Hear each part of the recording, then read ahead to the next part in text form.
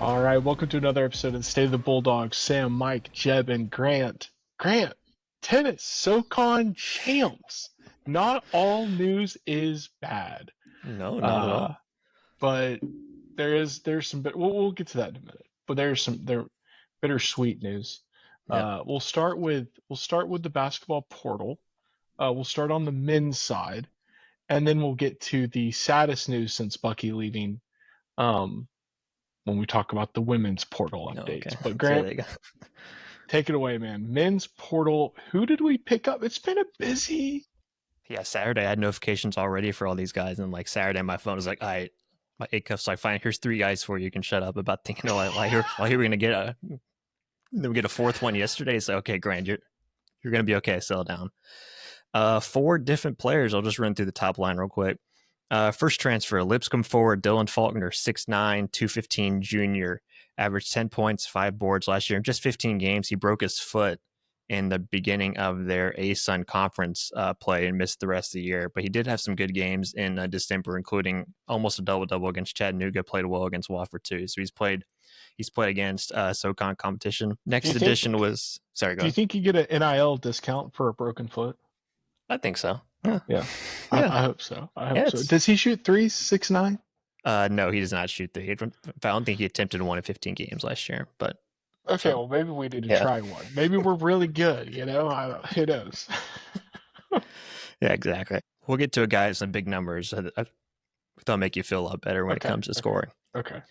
A second addition, a grad transfer from Queens, also in the A zone, who played against A-Cuff last year. Jackson Pollard, 6'7" grad, 225 pounds, 8 points per game, 5 boards, 1.3 assists, shot 50% from the field, also shot close to 40% from three on like That's nice. 45 to 50 attempts. So again, That's 6'7", nice.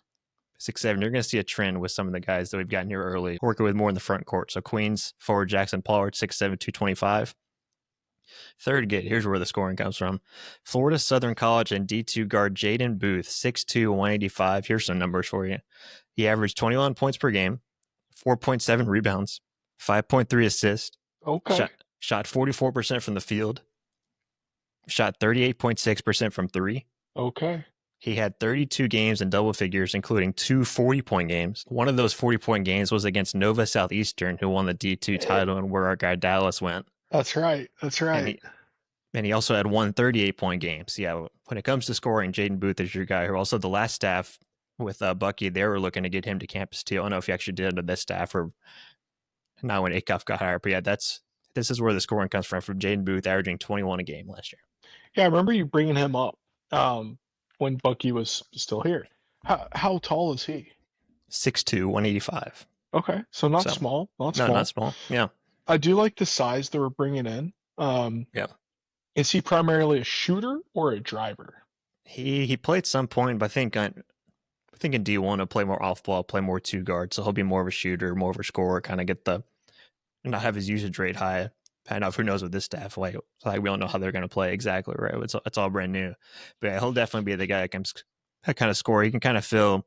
He can be a better version of Furman's Nick Anderson, who we saw last year, basically make every three he did against us. Like he made like down in at Furman, he was like 6 of 8 in like the first half or something like that, and then made like 4. Everybody made them in the SoCon We don't tourney need game. we don't need to go back to that, but yes, we get that'd be amazing. Yeah, That'd be exactly. amazing. Anderson was also a D2 guy. I can go back and look at his stats, see how Yeah. they're different. But Jaden was one of the best scorers in all D2, hence the 21 points per game. Do you know off the top of your head where else he had visited or was looking at him?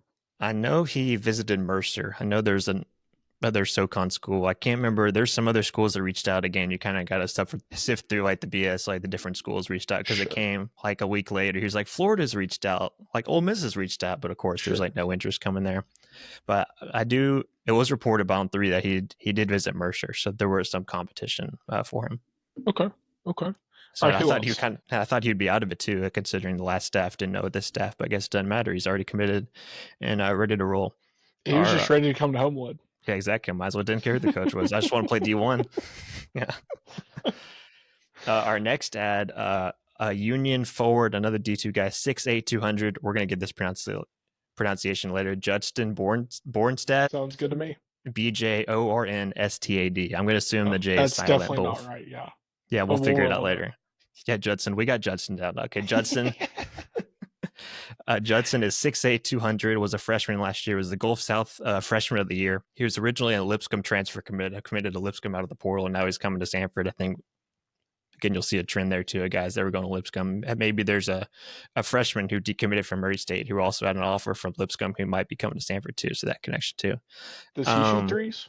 He is, I need to look at his stats, but he's a 6'6" point guard. So 6'6" point. Grant, Yeah, we're the freshman, yeah. we're the white ETSU. A 6'6" point guard?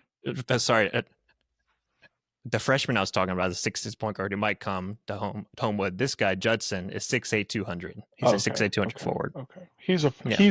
He's a forward. Yeah, Okay. averaged 9 points per game, 5 boards, 1.5 assists, shot 38% from the field. So Okay. So he's a serviceable forward. 38% from the field is not going to blow your socks off. No, he just played 1 year of college too, so he'll continue to hopefully mature and get older. So it's a 6'8" forward, 6'7", and a 6'9" guy? Correct. Yep. All right. I like that. Yeah, I like that. size. I mean, it's not huge, but it's certainly not small. Yeah. And if we've seen anything from last year, it was the bigger you are, the better. So I like that. Hold on, roll that back. Who's the 6'6" point guard that we may get? Let me find him real quick.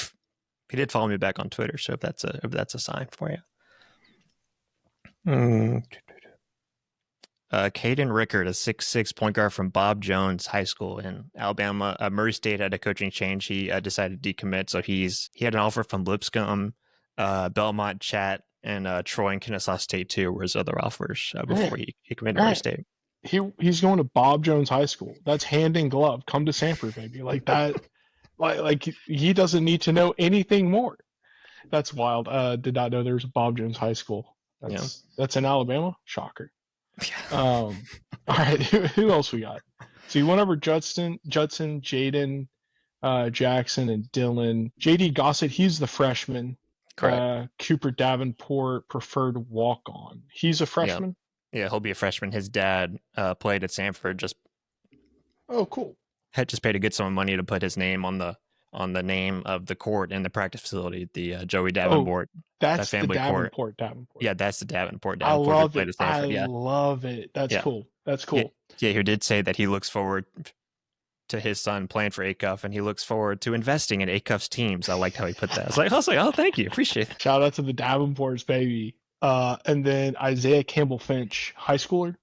Yeah, he was committed to Bucky. I'm trying to effort whether he's still coming to Samford or if he's still trying to figure that out. But as of now, he's still he did sign with Samford in the early signing period in the fall. So I'm still waiting to hear whether he's still committed or not or looking elsewhere. But he's locked in as of now. Got you. Any of these guys jump out to you, Grant, that you're especially excited about? I think it's got to be Booth, right? The numbers just come off the page. Right. Just the amount of scoring. 21 points per game, 92% from the free throw line. Again, just a score. Played 35 games, averaged 37 minutes a game. I like the free throw percentage. That's always something a little bit overlooked until we're sitting there in a 2-point game against Furman down the stretch when all of a sudden we're like, what? Our guy shoots 65%? Yeah. What is this? Yeah, he was so that's good. He was 2 of 2 at 219 from the free throw line last year. Yeah, and in 2 games against Nova Southeastern, good competition at 29, including 6 threes in that one. And then again, like I said, had 40 against Nova Southeastern, 8 of 12 from 3 in 39 minutes, along with 6 boards. So yeah, his numbers definitely come off the page, and definitely excited that he still decided to come to Samford given the coaching change. No, that's awesome. I'll be curious. We got to ask him like what his thought process was, because usually you go for the coach, even though I hate that. I get that. Mm-hmm. And with Bucky leaving, it's kind of a risk on his part. But at the same time, how much eligibility does he have, Grant? I believe he's got 2 years. Okay. So he's not putting all his eggs in the Samford basket, but yeah, exactly. Pollard's the only one in this group who's a grad transfer. Faulkner will have 2 years. He could get that sophomore year back depending on the injury. He has 2 years, and then Judson has 3 years. So Got you. All right. Anything else on men's, Grant, before we get to women's? Some of our former players found new homes last week. That's right. Josh Holloway, who might have been 2 weeks ago to A&M. Lucas Walls is transferring to Radford, and then Trey Fort Hey, is going to Michigan State. can we talk about that? So Yep. I saw Lucas Walls going to Radford. Yep. Why didn't he stay? I I don't know. get why all these other cats, USC, A&M, Michigan State, those make sense. Yeah. Radford? I know some people that went to Radford. It's Yeah. cool.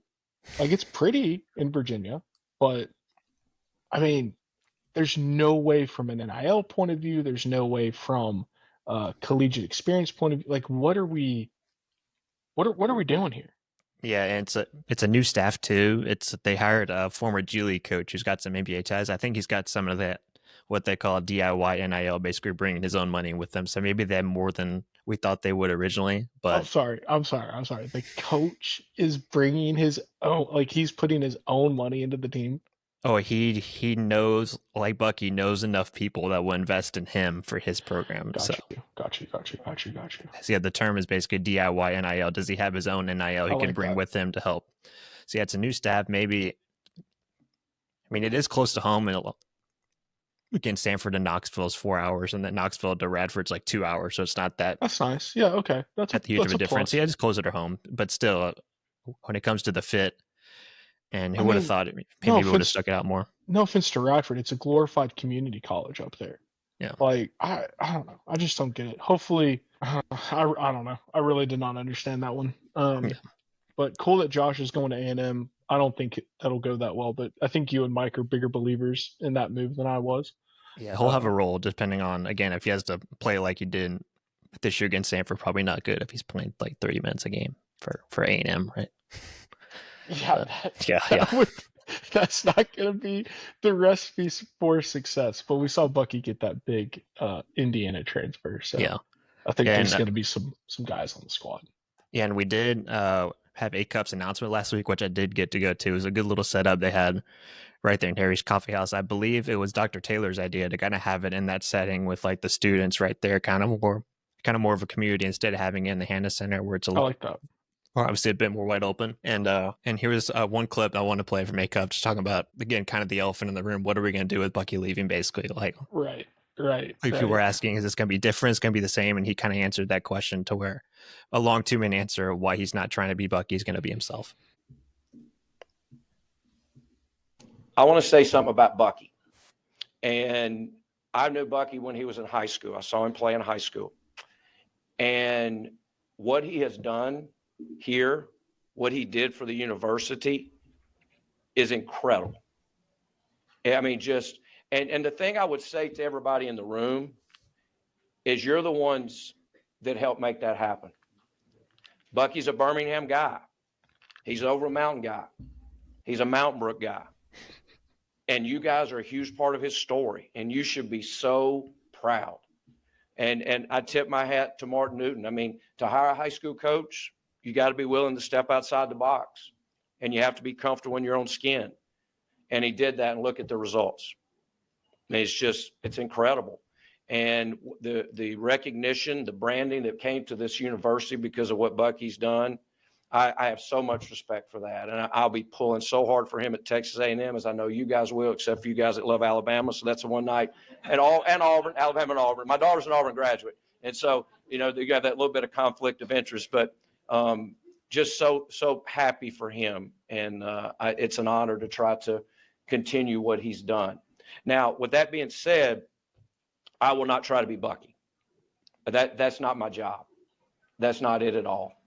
My job is to try to keep Samford basketball at the top of the Southern Conference. That's my job. That's what it is. Bucky, what he did was unbelievable. I can't be Bucky, and I'm not going to try. And I hope you guys understand that.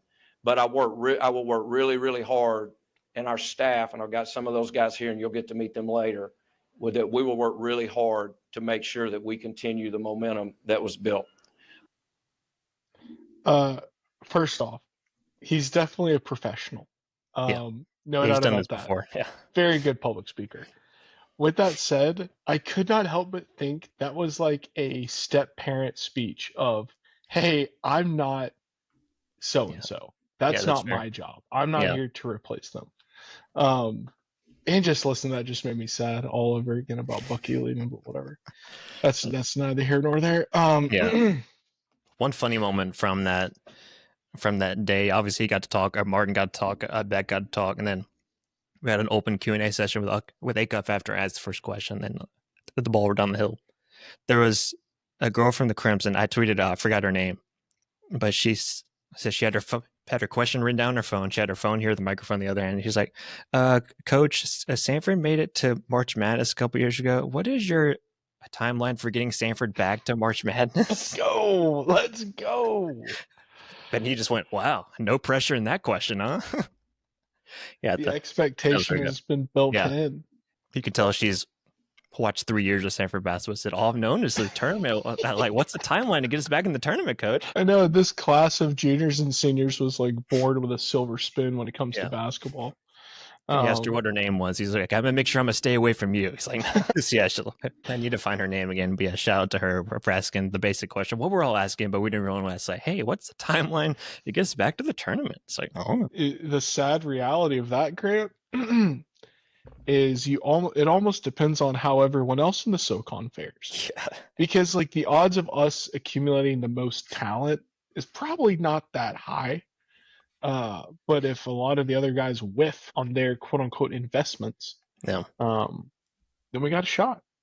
Well, I think with Acuff, our floor probably rises. Yeah. I don't know if our ceiling, I think our ceiling lowers, but our floor rises. And honestly, it's like fantasy football in the SoCon. All that matters is having a high floor. You have a high floor, you give yourself a chance. Yeah.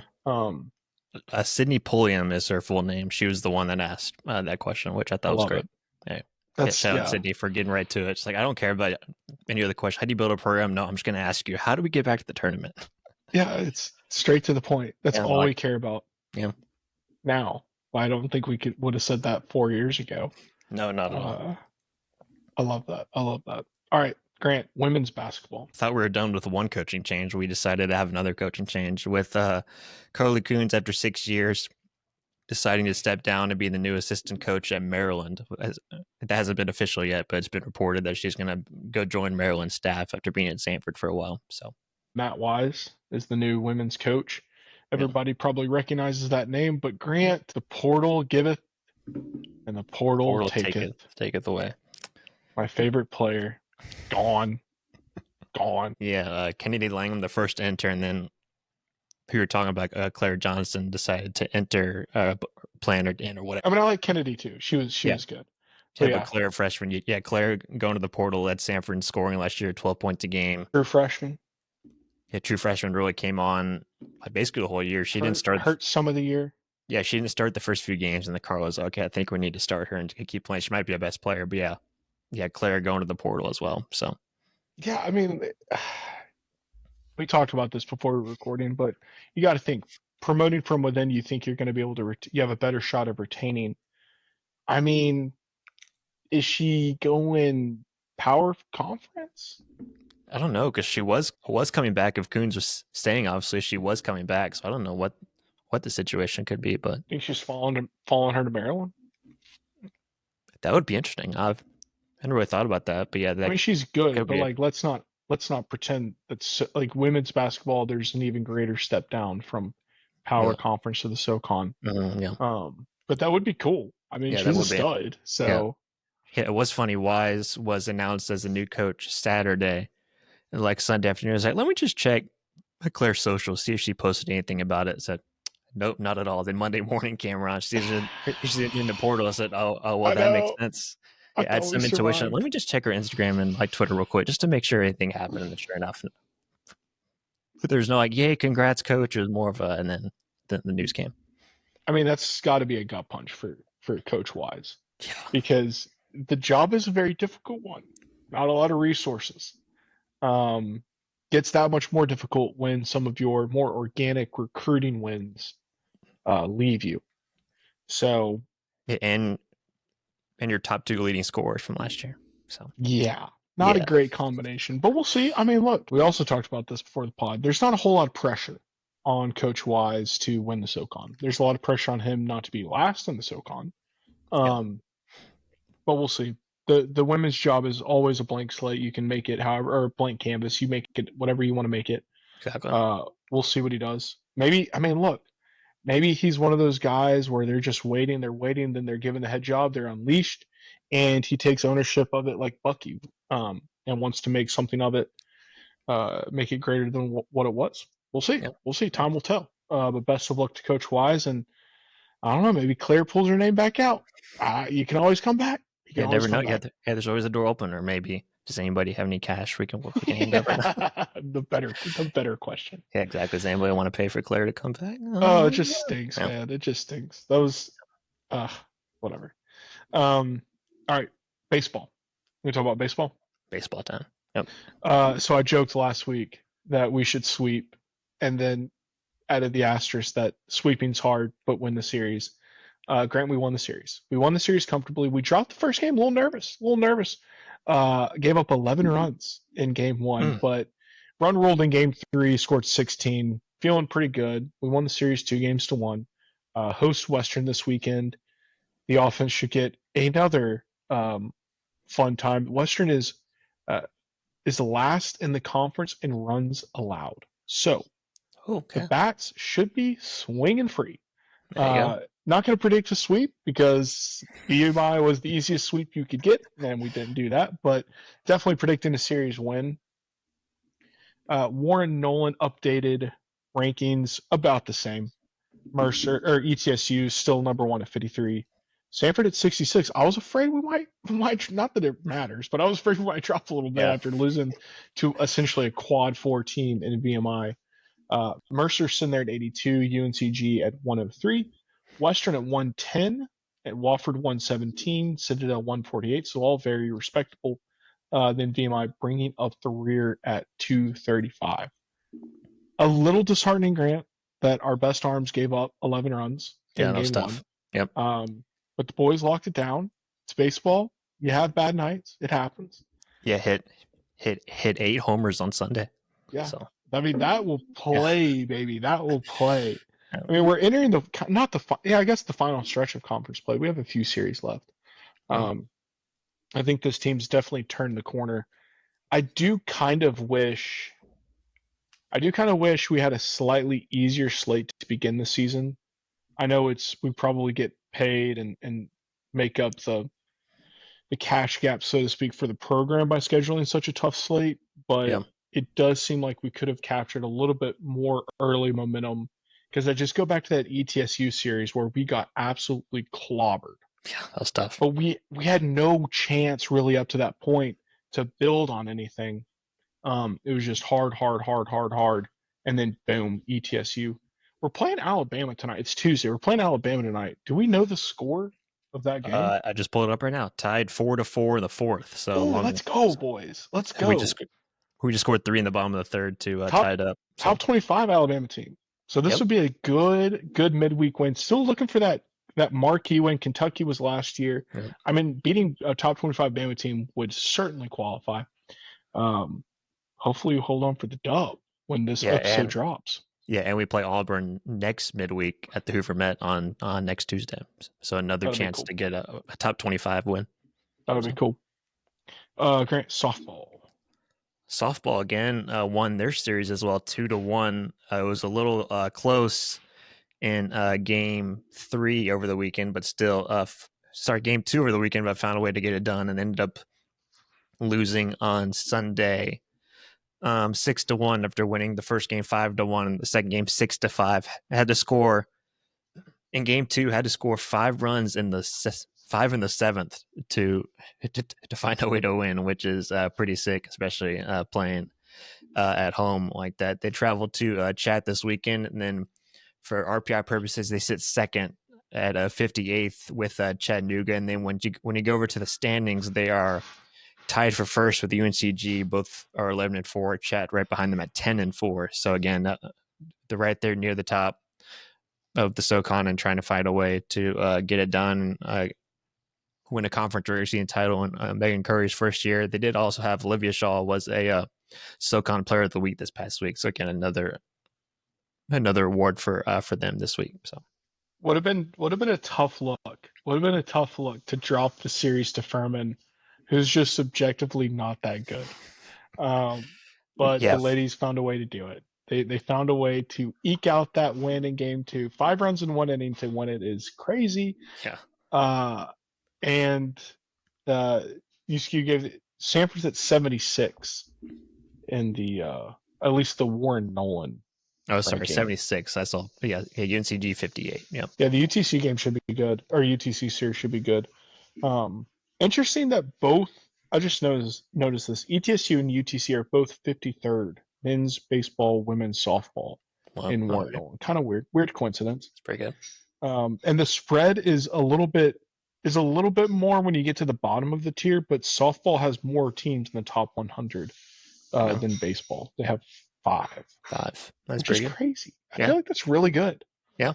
All the more reason to get excited about Coach Curry's team because we're good. I don't know the last time we could actually. I can't remember the last time we could say that confidently about the entire team. Because we've always, I mean, some of these players have been here for several. I mean, we got a lot of seniors on this team, a lot of Yeah, juniors. it's an old team. Yeah, old team. So we've seen the talent mature, and we saw the flashes. But they're putting it all together. It's pretty high. Yeah. So Yeah. hopefully we finish strong. We led with tennis. We'll cover women's very briefly, but then talk about our new SoCon champs and the men's tennis team. First, women's got bounced. Match 1, ETSU. That's tough. Kind of saw that coming. It's been a tough year for the women. But bounced in match 1. But the men's, Grant, the men's was on quite a ride. They're on quite a ride. Let's see. They beat UNCG 4-1 in match 1, or 4 matches to 1 in match 1. Sweat Mercer in match 2, so the guys are feeling good. And then heading into the Furman showdown in the finals. The crazy thing about this one, Grant, Furman's top was better than our top, but our depth is what gave us the championship. So Furman's top 2 guys won their singles matches, but then we swept 3, 4, 5, 6. Oh, that's sick. And then I think we split the doubles, but I did see that our star, Mahanda Sandeep, he lost his singles match, but he and his partner Santiago Arredondo won their doubles match. So that was a little, Sandeep won something in the championship round because he's been easily one of our best players also. Yeah. But yeah, I just was shocked that Furman won the 1v2 or 1v1 and 2v2 and then got swept the rest of the way. Yeah, that's crazy. Ultimately lose it, which is wild. Yeah, and wild. Furman finished the year at 9-15, and then Samford finished at 19-5. So basically, Furman with the crazy run to actually get to the final, and then once you, like you said, win your first 2 singles matches, all right, feeling pretty good, and then lose the next 4. It's kind of tough. Yeah, I don't know what, that feels weird that they were 9-15 on the season, and they won the top 2. Maybe that's just how their whole season went. They had 2 really good guys, and not a lot of good guys. But that's probably fair. I did want to give a shout out to the guys that did win the singles matches, which ultimately pushed us over the top. Hayden Manone, JB Pickard, Sebastian Harrison, and Will Gray. So we haven't said their names all season. I think we've only mentioned Sandeep. So shout out to those boys. Pretty wild that we won men's tennis. Yeah. The coach said after the match, he thinks that was our highest win total since 2011. And I think he was on the team in 2011. Oh wow, that's impressive. Don't quote me on that, but I'm pretty sure that's what he said. Yeah. That's a long time. Yeah. I know Mike and I talked about we were pretty decent when we were there, but nothing like this. And maybe we won the SoCon championship. Do you know the last time we won? That sounds right. Now that you mention it, I don't know the last 13, time. 14. Yeah, that sounds right. Let's see if the write up say anything about it. Yeah, 3rd SoCon title for the program and first since 2013. There you go. Okay, so that would have been spring of 2013. That would have been before, because we started fall of 13. Okay, that's right. Okay, that makes sense. I think we were competitive, but I definitely didn't remember us winning anything. That's awesome. Yeah, here's Coach Reynolds, the quote from Coach Reynolds. This has been a special season. We probably had the best year we've had since 2011, which was pretty crazy because that was my senior year at Samford. We're 19-5. That's a pretty great feeling. We got through the year and we got through some tough moments and a pretty special moment for our guys. So, yeah, there you go. That's cool. This is gonna sound terrible, Grant. I didn't know our tennis coach played at Samford. And I didn't either. So, I love that. I feel like we need to have him on the podcast. yeah, a shout out. Let's see. How long is he? He was at Washington College in Maryland after, and then, okay. But he's moved around. He went to Samford, was on staff at Citadel, then went to College of Charleston, then went to Washington College. He was there for 10 years and then came to Samford. So there you go. He's at Washington College for 10 years. Coaching over, Washington College. I had that math wouldn't be right. He was at Washington College for 2017. Came over from there in 2017. So yeah. Oh, he's been in Samford since 2018. Yeah, there you go. Oh, that's a long time. This is his program. Yeah, this is his doing. That's hype. That's hype. Yeah, pretty ignorant when it comes to men's tennis. Exactly. Yeah, we need to have him on so he can help enlighten us. Educate us, maybe. Educate us. One other thing, golf season's ended as well. Samford women's golf. Gabby Nicastro was named the SoCon Golfer of the Year for the women. So okay. Shout out to her. So we're just disbanding the men's golf team. Yeah, men's golf team, you can get out of here. We need to hire a real men's golf coach. Women's golf, we can stay. Women's can stay. Well, actually, women's now needs a new coach because Coach Davison is retiring from women's golf, so they do need a new women's coach. Let's go ahead and get. That's tough. Let's go ahead and get Del Greco out of here. We can get a real coach for the men. But Nicastro turned in 5 first place finishes, and then she's had a really good year. She is Samford's first SoCon Golfer of the Year. She's from Huntsville. She was the women's golf of the week 4 times. Is also on the all conference team. Her average round was 72.8 over 28 rounds played. So wow, so pretty impressive. Yeah, she's good. That reminds me, Grant, we dodged a bullet. The RBC Heritage, Novak almost won. It's hard having a paltry Samford men's golf program. It would have been even worse if Wofford could have claimed a tournament champion. But he lost. Yeah, had an 8-footer that was nowhere close. You can tell he was definitely nervous how push that weight left, losing that playoff to JT Justin Thomas in that one. But we're close to having to Wofford because he was he had his Wofford yardage book too. He flipped it up. You can see obviously the Terrier logo on it too. Yeah, I was sitting there watching him with my brother, and he was like, "Hey, you see that yardage book?" I was like, No. What are you talking about? No, what are you talking about? Yeah. No, that was. I was very happy. My brother was very sad. Let's just say that he invested quite a bit in Novak. Was riding the momentum. Yeah. Yes. Samford women's golf finished 6th as a team. Nicastro finished 4th overall, but she was still named the Golfer of the Year. So that's awesome. Yeah. Good for her. Anything else? And then the men's golf, ETSU is just a wagon. I think they just ran all over the men's portion. I forgot what the score was, but they that's just dominated. Standard. Yeah, they just dominated the competition. But yeah, men's golf. Let's figure it out. Sanford football, or find a way, did not suck. Samford football did get a commitment an hour ago. Oh, okay. Their first of the spring. No stats. He redshirted App State. Jackson Bussia DN 6'3", 240. Was former 3-star recruit. So that's Samford's first get of the spring portal. That feels good. You said he was a redshirt at App State or a walk-on? Redshirt at App State. Okay. Yeah. Looking for hopefully some playing time, pad the stats a little bit. Yeah. Let's go. That's a good get. We were joking in the group chat. The Matt Coward era at Samford is over. The greatest that never was. The mystery quarterback. Gone. Yeah, he was hurt, as he put it, hurt all last year, and then they're always hurt, Grant. Yeah. All the guys the guys that never play are just hurt. Yeah, then we've got some other guys that are that have been in the portal for a while, still haven't found new homes yet. With looking at you, DK. With DK, Darian King, and come back, please. Pollard is the other one corner. So. Pollard a little more surprising, but at the same time, there's probably so many DBs. Oh yeah. I mean, Jamie Molly Simmons is back in the portal. Yeah. So everybody remembers last year, enters the portal, doesn't get picked up, finally finds a spot at UNA or wherever it was.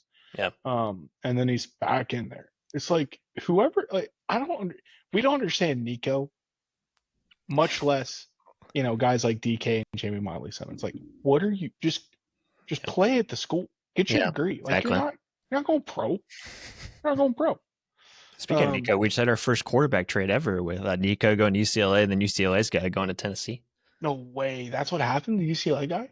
Yeah, he came. Speaking of App State, transferred from App State to UCLA, Who is and that? then Joey Aguilar, I think is his last name. Okay.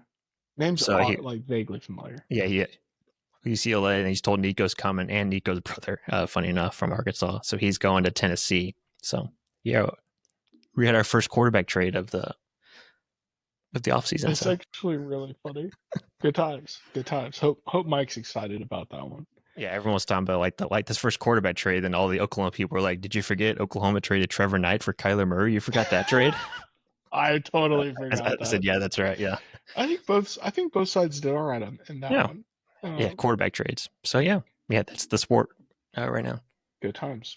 Yep. All right. Well, baseball, softball still chugging along, wrapping up soon, but big series this weekend. Hopefully, baseball gets the win. Hopefully, we're celebrating a Bama dub when this drops on Wednesday.